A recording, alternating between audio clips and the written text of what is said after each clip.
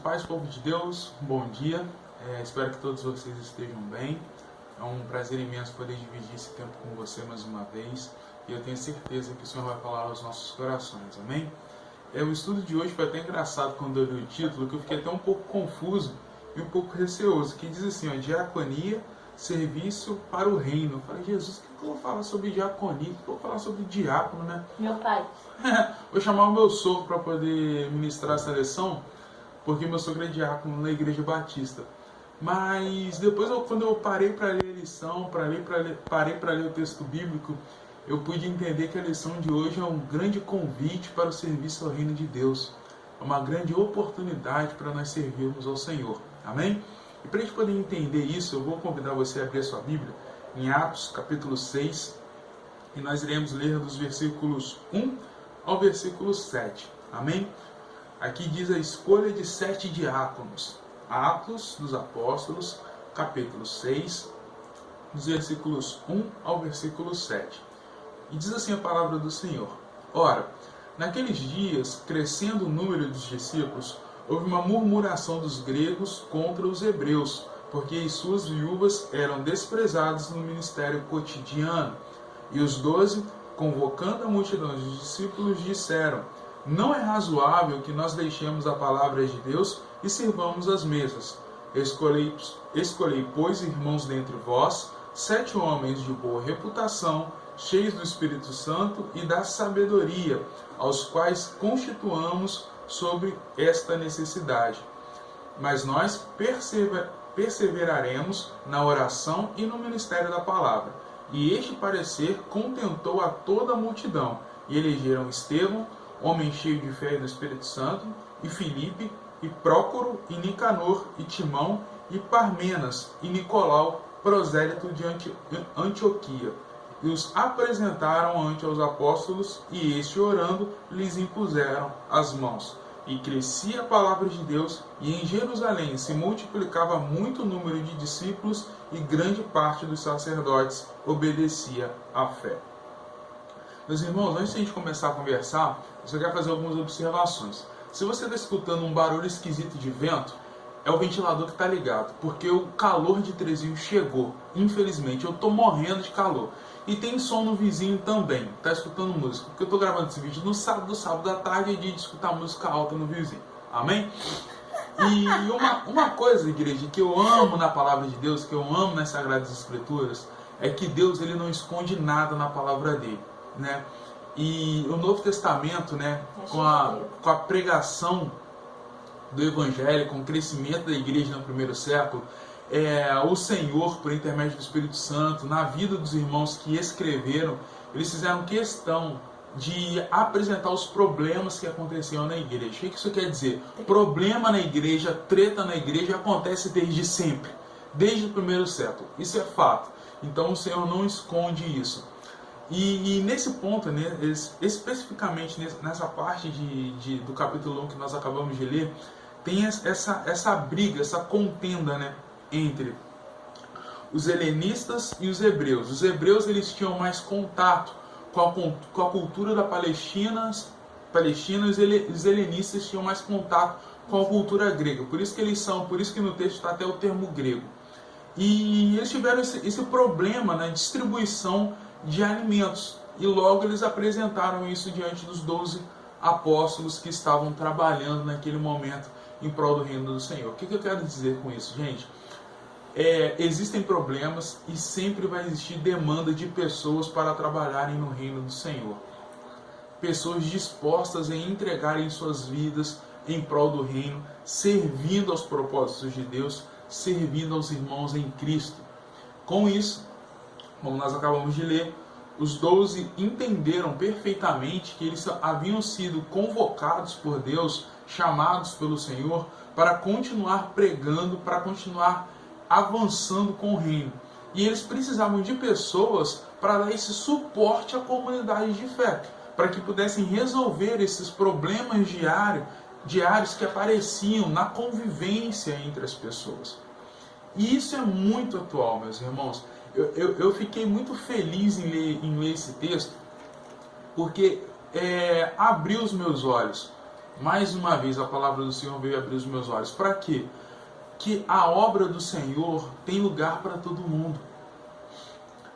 Na obra do Senhor acontecem problemas, e esses problemas sempre podem ser revertidos para a glória de Deus, para o crescimento do reino de Deus. Foi exatamente o que aconteceu em Atos 1, principalmente dos versículos de 1 a 7 que nós acabamos de ler. Então esses homens, os apóstolos, convocaram o povo, né, e falaram, nós vamos ter que escolher 7 homens cheios do Espírito, com sabedoria, para que esses homens venham servir a nossa comunidade. E é isso que acontece hoje na Igreja do Senhor, é isso que existe hoje na nossa comunidade de fé. Hoje na Igreja Metodista em Vila Isabel, existem N possibilidades de você servir a igreja. Existem N possibilidades de você estar disposto a servir a sua comunidade de fé. Léo, de que jeito eu posso servir? Meu irmão, eu não faço ideia, porque mas eu tenho certeza que você tem um talento escondido dado pelo Senhor e que você pode colocar esse talento em prol do reino de Deus. E tem espaço para você, tem espaço para mim, tem espaço para todo mundo. Amém? Queria convidar você a fazer a leitura novamente, lá do versículo aqui, versículo 3. Versículo 2, versículo 3, que diz assim, E os 12, convocando a multidão dos discípulos, disseram, não é razoável que nós deixemos a palavra de Deus e sirvamos as mesas. Escolhei, pois, irmãos dentre vós, 7 homens de boa reputação, cheios do Espírito e de sabedoria, aos quais constituamos sobre a necessidade. Eu quero frisar bem aqui, cheios do Espírito Santo e de sabedoria. Uma das coisas que eu até converso muito com a Raquel, uma coisa que me incomoda muito também, é relacionada ao serviço da igreja, meus irmãos. Na nossa vida cotidiana, nós sempre tentamos exercer tudo com a melhor qualidade possível. No trabalho, nos estudos, nos nossos relacionamentos interpessoais, em qualquer parte da nossa vida, nós tentamos exercer as coisas com excelência. E nós precisamos também exercer as coisas com excelência no reino de Deus para a glória de quem Deus é. Então, muito me incomoda quando nós fazemos as coisas para Deus de qualquer jeito. Eu gostaria de frisar essa parte do texto, porque para que a gente venha servir o Senhor, nós precisamos ter o Espírito Santo de Deus. Nós precisamos da sabedoria de Deus, que está no Espírito Santo, que ela venha fluir em nossas vidas, para que a gente venha servir o reino com excelência. Não dá para servir o reino de Deus, não dá para servir as outras pessoas de qualquer jeito. Nós não podemos fazer isso, porque em certa medida isso é uma ofensa a quem Deus é. Isso é uma ofensa ao que o reino de Deus representa, que é justiça, que é paz, que é amor, que é transformação. E tudo isso, para servir a todo esse propósito perfeito de Deus, nós precisamos estar em concordância com os requisitos de Deus.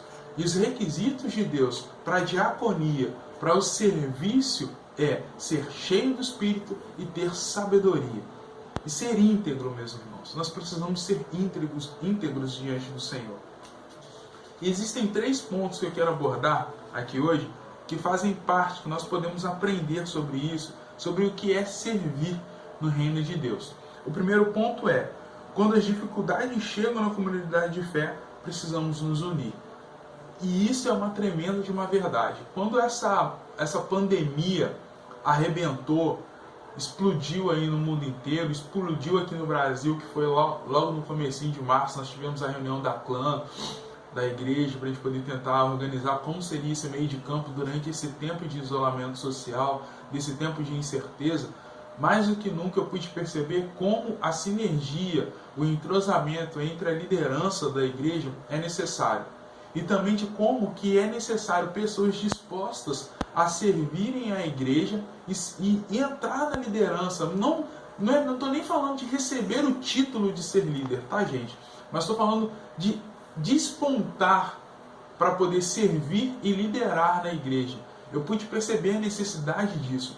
E quando acontece essa união em prol do reino de Deus, a dificuldade ela é transformada em oportunidade de crescimento. Então, tudo que se achega na igreja como um problema, pela graça do Senhor, pela instrução do Senhor, pelo agir do Espírito Santo, isso pode ser transformado em oportunidade. Qual foi uma das oportunidades que nós tivemos, trazendo isso para a nossa realidade? É começar a aprender e a distribuir o conteúdo que a igreja produz nas redes sociais, por exemplo. Nós passamos, quem não sabia gravar vídeo, aprendeu a gravar vídeo, quem não sabia editar vídeo, aprendeu a editar vídeo. As pessoas que estavam dispostas, vamos começar a fazer, vamos começar a agitar. E durante esse tempo todo, meus irmãos, eu posso dizer, sem medo nenhum, nós não falhamos um culto, nós não falhamos uma escola bíblica dominical, as células continuaram a acontecer, entendeu? Os estudos continuaram a ser passados. Por quê? Porque houve a oportunidade, em meio a essa crise, de continuar ampliando o reino de Deus. Léo, você está querendo dizer que nós somos perfeitos? Não, a questão não é ser perfeito, a questão é continuar servindo ao Senhor, mesmo diante das dificuldades. Amém? Então, o primeiro ponto, diante das dificuldades, a união, ela gera um momento de transformação de problemas em oportunidades para a glória do Senhor. Segundo ponto, Deus escolhe seu povo para diferentes ministérios que visam o crescimento do corpo de Cristo. Eu amo isso, sabe por quê? Porque na diversidade o Senhor opera. Na diversidade o Senhor continua operando e realizando a obra dele de acordo com os seus propósitos. Meus irmãos, eu não sou igual o Leandro, eu não sou igual a pastora, eu não sou igual ao irmão Clélio, eu não sou igual ao irmão Carlos Amaral, eu não sou igual a você que está escutando essa mensagem, mas Deus opera no meio dessa diversidade. Deus opera no meio da igreja, usando o corpo da igreja, que somos nós, que estamos aqui, que estamos dispostos a servir ao Senhor a tempo e a fora de tempo. Então não existe ministério maior do que o outro, não existe ministério menor do que o outro, não existe ninguém maior, superior ao outro, não. Todos nós estamos em pé de igualdade diante da soberania e da grandiosidade de Deus. E diante disso tudo, o Senhor continua operando o bem e as suas maravilhas em todas as coisas, porque o nosso Deus é poderoso para cumprir todos os seus propósitos. Terceiro ponto, devemos servir com integridade. Eu gosto muito disso, meus irmãos, porque a integridade que está relacionada à santidade, a integridade está relacionada à devoção, a integridade está relacionada ao serviço, a integridade do homem e da mulher de Deus está relacionada perfeitamente com o relacionamento dele e dela com Deus. Para que nós venhamos servir a Deus com integridade, nós precisamos nos relacionar com Ele. Mais uma vez eu volto lá no texto. Escolher homens que possuíssem o Espírito Santo e possuíssem sabedoria. Como é que eles teriam o Espírito Santo e como é que eles teriam sabedoria? Somente se relacionando com Deus e servindo a igreja. Porque uma coisa também que é muito importante eu quero destacar aqui. Na comunhão dos santos, na convivência entre os irmãos, os dons de Deus eles são aprimorados. Amém? Então, conforme você vai servindo, conforme você vai dedicando a sua vida, os dons eles vão sendo aprimorados para a glória de quem Deus é. E assim nós podemos servir aos nossos irmãos. Nós podemos servir os nossos irmãos espiritualmente, fisicamente, levando a comida até a mesa, entrando com auxílio financeiro, ensinando a palavra de Deus, sendo um ombro amigo para que ele possa chorar os seus problemas, para que ele possa desabafar, caminhando com ele durante a vida. Porque, meus irmãos, servir ao Senhor é caminhar com Deus. Então sempre vai existir a oportunidade de nós trabalharmos na obra do Senhor. Amém? Então que esse estudo de hoje ele possa falar ao seu coração de que sempre há a oportunidade, sempre vai existir a oportunidade de servir na casa do Senhor com alegria e com sinceridade no Espírito. Oro e rogo a Deus para que você esteja com o seu coração e a sua mente ambos dispostos a servir na casa do Senhor. Amém? Um beijo do gordo, até a próxima e Deus abençoe a sua semana em nome de Jesus.